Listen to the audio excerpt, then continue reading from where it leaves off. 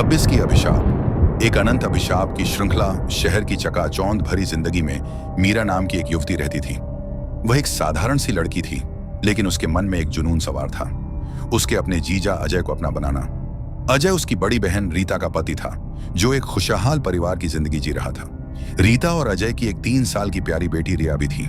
मीरा को अजय से प्यार हो गया था और यह प्यार धीरे धीरे एक बीमारी की तरह फैल गया। वह जानती थी कि यह गलत है, लेकिन वो अपने आप को रोक नहीं पा रही थी। एक शाम मीरा अपनी मां कमला के पास गई।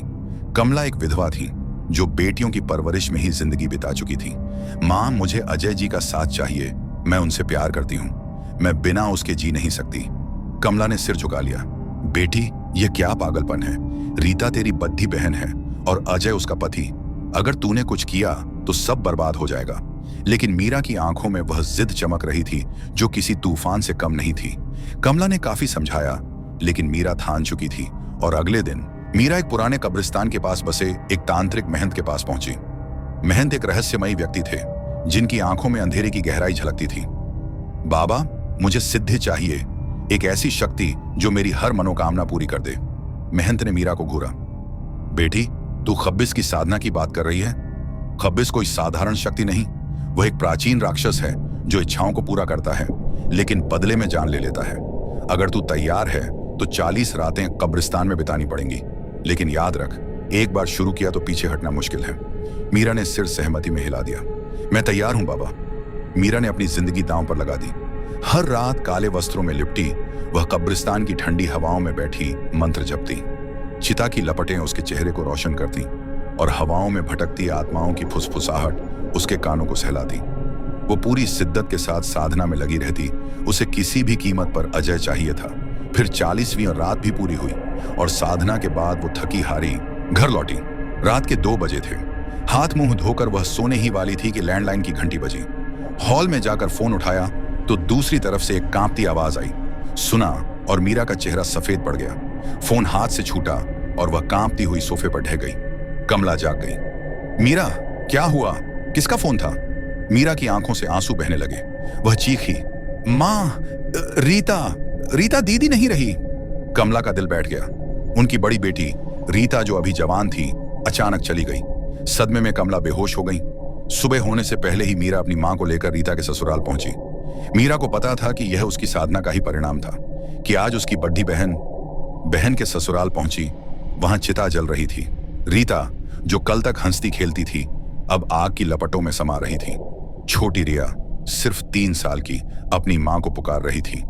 मां कहां हो? उसकी मासूम आंखों में इंतजार देखकर सबकी सांसें थम गईं। कमला रोते हुए बोली, किसकी नजर लग गई मेरी लाडो को? इतनी छोटी उम्र में चली गई। रिया बेचारी बिन मां के कैसे रहेगी? मीरा ने फैसला सुना दिया। मां, मैं रीता दीदी की जगह रिया की मां बनूंगी। मैं अजय जी से शादी कर लूंगी। रिया को सौतेली मां की जरूरत नहीं पड़ेगी। कमला ने चेतावनी दी। बेटी, सोच ले, ये सब आसान नहीं है। लेकिन मीरा अड़ी रही। अजय से भी बात हुई, लेकिन उसने कहा, मीरा, मैं तेरी भावनाओं को समझता हूं, लेकिन मेरा दिल सिर्फ रीता का था। वह चली गई, लेकिन मैं किसी और को जगह नहीं दे सकता। रिया को मैं खुद संभालूंगा। तू जब चाहे आकर मिल सकती है, लेकिन शादी नहीं कर सकता। मीरा चुप रही, लेकिन उसके अंदर तूफान उमड़ रहा था। कुछ दिन बहन के ससुराल में रुकने के बाद वह मां के साथ घर लौटी। रात गहराई और मीरा फिर काले कपड़े ओढ़े कब्रिस्तान की ओर बढ़ी। वहां महंत एक चिता के पास मंत्र पढ़ रहे थे। बाबा, आपने कहा था खबिस प्रसन्न हो गया है, लेकिन अजय जी ने शादी से इनकार कर दिया। मैंने रीता दीदी की बलि तक दी, फिर भी।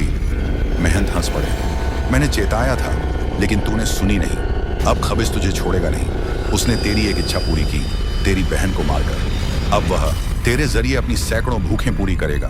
तेरी जिंदगी उसकी भिक्षा बनेगी। मौत भी ना देगा तुझे वो। मीरा गुस्से से तिलमिला उठी। आप पागल हो? मैं किसी और से साधना करवाऊंगी। जरूरत हुई तो रिया को भी रास्ते से हटा दूंगी। अजय मेरा ही होगा। रोते चिल्लाते वह घर लौटी। बिस्तर पर लेटी बड़बड़ाई, वह मेरा होगा, जरूर मेरा। अचानक कमरे में कदमों की आहट। खिड़की, जो बंद थी, खुली पड़ी थी। चांदनी दीवार पर पड़ रही थी, लेकिन दीवार पर एक डरावनी परछाई सरक रही थी, लंबी, काली, भयानक। मीरा की आंखें फैल गईं। परछाई एकाएक उसके शरीर में समा गई। वह उठने की कोशिश की, लेकिन उसका शरीर जकड़ गया, गला रुंध गया। मदद की पुकार फूटी नहीं। फिर एक दबी, भयावह आवाज गूंजी, अब तू मेरी है, मैंने तेरी इच्छा पूरी की, अब तू मेरी सारी भूखें मिटाएगी। मीरा कांप उठी। कमरे में कोई नहीं, लेकिन शरीर पर भारी बोझ, जैसे कोई करीब आ रहा हो। प्लीज छोड़ दो, गलती हो गई, मुझे कुछ नहीं चाहिए। हंसी गूंजी, भयानक, फिर दर्द, जैसे नाखूनों से नोचा जा रहा हो। मीरा चीखी, लेकिन आवाज बाहर नहीं गई, मां तक पहुंची नहीं। पूरी रात तड़पी, बिलखी, सुबह बेसुध हो गई। ये सिर्फ एक रात नहीं थी, हर रात यही सिलसिला चलता रहा। 6 महीने बीत गए। मीरा का चेहरा कांस्य हो गया, आंखें धंसी, गाल कटे, शरीर हड्डियों का ढांचा बन चुका था। कमला टूट रही थी। बेटी, क्या हो रहा है? डॉक्टर कुछ समझ नहीं पा रहे, बताना, मैं मदद करूंगी। मीरा चुप। वह किसी को बता नहीं सकती थी कि उसके साथ क्या हो रहा था। रात को दरवाजा बंद किया, लेट गई। सुबह कमला नाश्ता लेकर गई। दरवाजा खटखटाया, खुला था। अंदर देखा तो मीरा पंखे पर लटकी थी और उसकी लाश झूल रही थी।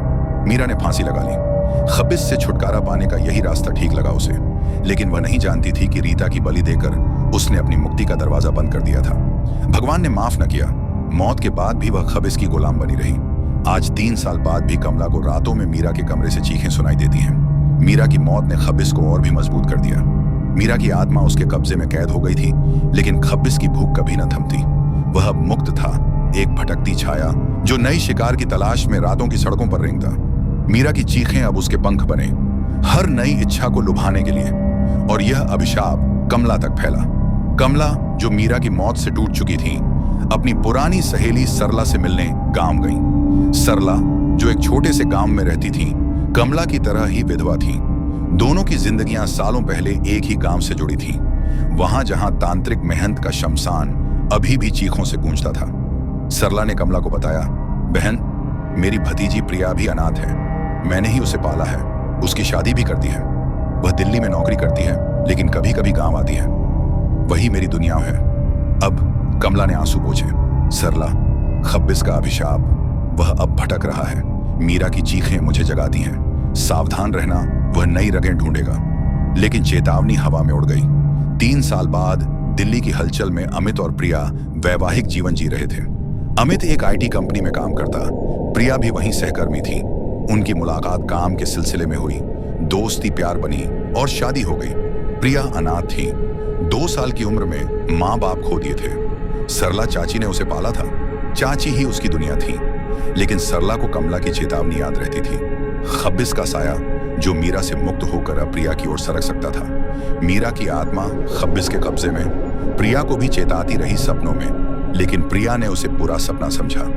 एक शाम प्रिया बोली, अमित, चाची से मिले हुए महीनों हो गए, कुछ दिन गांव चली जाऊं क्या? अमित ने सहमति दी। जाओ, लेकिन अगली बार हम साथ जाएंगे, अभी तो ऑफिस की छुट्टी नहीं मिल रही। अगली शाम की ट्रेन में प्रिया चली अपने गांव। रास्ते में ट्रेन रुकी, इंजन की खराबी हुई थी। प्रिया खिड़की से बाहर झांकी। रात का अंधेरा, झाड़ियां हिल रही थीं। जिज्ञासा में उतरी, झाड़ियों की ओर बढ़ी। वहां हवा में एक ठंडी सांस महसूस हुई, मीरा की चीख सी। अचानक काली परछाई सरकी, प्रिया के शरीर में समा गई। खबीस, जो मीरा की बलि से ताकतवर हो चुका था, अब नया शिकार पा गया। कुछ देर बाद प्रिया लौटी, लेकिन बदल कर। साड़ी बिखरी, बाल उलझे, शरीर पर खरोंचे, जैसे मीरा के नाखूनों के निशान। सहयात्री ने पूछा, बहन जी, क्या हुआ? प्रिया चुप, लेकिन उसकी आंखों में मीरा का खौफ चमक रहा था। गांव पहुंची, सरला चाची दरवाजे पर मिली। अरे प्रिया, कैसी हो? ये क्या हाल है तेरा? प्रिया बिना बोले अंदर चली गई। चाची को अजीब लगा। रात को जब खाना लेकर गई, बेटी खोल दरवाजा। अंदर से मोटी मर्दाना डरावनी आवाज, खाना नहीं चाहिए, जाओ। चाची कांप गई। सरला को याद आया कमला का पत्र। खब्बिस आ गया, मीरा की तरह। उन्होंने फोन किया अमित को। बेटा, प्रिया ठीक नहीं लग रही, कुछ गड़बड़ है, मीरा की तरह। अगली सुबह अमित गांव पहुंचा, चाची के साथ प्रिया के कमरे पर। प्रिया, दरवाजा खोलो, मैं आया हूं। कोई जवाब ना आया। अमित ने दरवाजा तोड़ा, अंदर का नजारा देखा। प्रिया उंगलियों पर खड़ी, नंगी, शरीर सूखा, घावों से भरा। आवाज मर्दाना, क्यों आए? जाओ, वरना मार डालूंगी। उसने अमित को हवा में उछाल दिया। चाची भी दौड़ी। दरवाजा खुद बंद हो गया। अमित बोला, चाची, ये क्या हो रहा है? चाची ने बताया, बुरी आत्मा का साया लगता है बेटा। कमला ने कहा था खबिस और मीरा के अभिशाप के बारे में। वह भटक रहा है। चाची ने सलाह दी, गांव की पहाड़ी पर स्वामी जी रहते हैं, जो एक तांत्रिक हैं। अमित फौरन दौड़ा। स्वामी जी तपस्या में थे। फिर पूरी बात सुनाई। स्वामी संग अमित चाची के घर गया। दरवाजा बंद था। दरवाजा खुलवाया। फिर स्वामी ने कमंडल से जल छिड़का। अंदर से चीख आई, प्रिया गर्जी, कौन हो? छोड़ो दो इसे, अब ये मेरी है। फिर अमित को झटके से पटक दिया। स्वामी ने जल फेंका। प्रिया कमजोर पड़ी। स्वामी ने मंत्र पढ़े, हाथ से पर रखा। स्वामी को अतीत दिखा। ट्रेन रुकी। प्रिया झाड़ियों में गई। खब्बिस ने उसे पकड़ लिया। लेकिन गहराई में मीरा की चीखें दिखी, रीता की बलि दिखी। स्वामी सिहर उठे। ये वही खब्बिस है। मीरा ने बुलाया था, रीता की जान ली। मीरा की मौत से और ताकतवर हुआ, अब प्रिया को निगल रहा है। ये दो तरह के होते हैं, इच्छा पूरा करने वाले और हवस मिटाने वाले। ये दोनों हैं। इसको काबू नहीं कर सकते हैं, सिर्फ पीड़ित को मुक्त कर सकते। लेकिन अब काफी देर हो गई, कुछ नहीं हो सकता है। अमित रो पड़ा, बचाओ ना। स्वामी, नहीं, अगर ना मारा तो भी खबिस प्रिया को तड़पाकर मार डालेगा, जैसे मीरा को मारा था। बेहतर है अब प्रिया को भी शांति दे दें, मीरा की आत्मा भी मुक्त हो जाएगी। अमित ने अनमने मन से सहमति दी। मंत्रों से खबिस उभरा। प्रिया हवा में उड़ी। स्वामी ने राख का एक घेरा बनाया, जल छिड़का। आग लगी। प्रिया जलने लगी। चीखें गूंजी, मीरा की चीखें मिश्रित। अमित चीखा, माफ करना प्रिया, कोई उपाय नहीं था, तुमको बचा ना सका। आग बुझी। सब शांत हो गया। खबिस मुक्त हुआ, लेकिन उसकी हवस कभी न बुझेगी। मीरा की आत्मा तो प्रिया के साथ जलकर शांति पा गई। सरला और कमला ने एक दूसरे को गले लगाया। अभिशाप टूटा। अमित भी टूट गया, लेकिन जिंदगी की सजा भुगतने को तैयार।